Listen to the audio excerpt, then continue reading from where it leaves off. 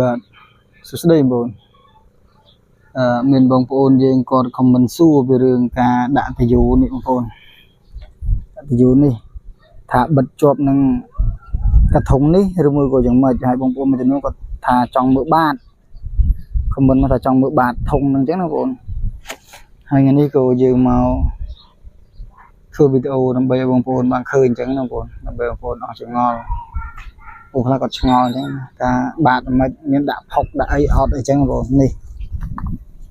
គឺយើងមកបង្ហាញបងប្អូនស្រាវចម្ងល់របស់បងប្អូនបងប្អូននេះគឺការ៉ូដែលយើងសម្រាប់ការ៉ូនេះគឺយើងសម្រាប់ក្របពីលើចេះការក្របពីលើហ្នឹងគឺដើម្បីឲ្យអន្ទង់ហ្នឹងវាចូលពងវាល្ងិតទៅចូលពងបងប្អូនហើយខ្សែមើនេះគឺយើងដាក់ដើម្បីជំនួសផុកជំនួសភក់ជំនួសផុកណាបងប្អូនអញ្ចឹងបានន័យថាយើងអត់ដាក់ផុកទេ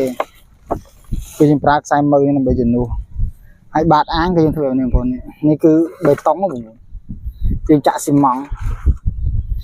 គឺចាក់ស៊ីម៉ង់ធម្មតាបងប្អូនយើងអត់មានដាក់ផុកអីទេនៅបាតហ្នឹងយើងចាក់ស៊ីម៉ង់កម្ពស់ប្រហែលជា5ហ៊ុននេះទៅដើម្បីឲ្យវាជាប់បងប្អូនហើយយើងដោតតាយូនេះចូលបងប្អូនយើងដោ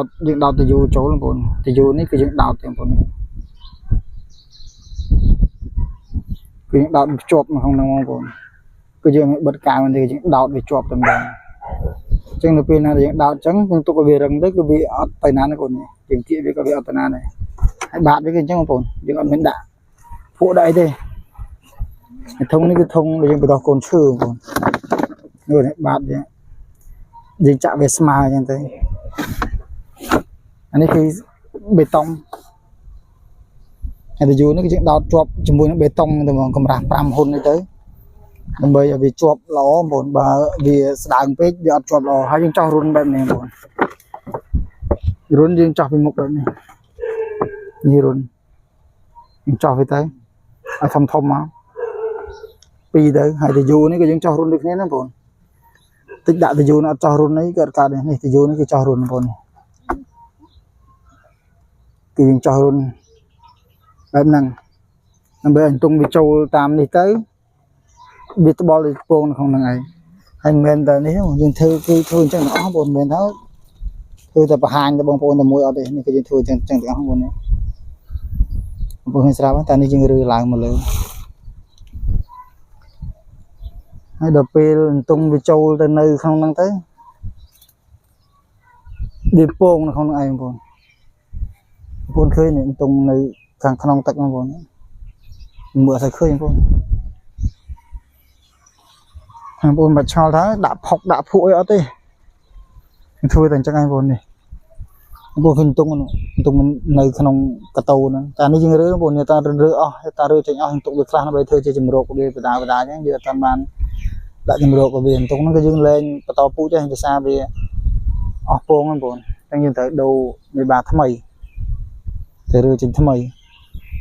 ក្នុងអាងវិញហ្នឹងបងប្អូនខ្ចងបឺក៏មានអីក៏មានបងប្អូនល្អខ្ចងបឺ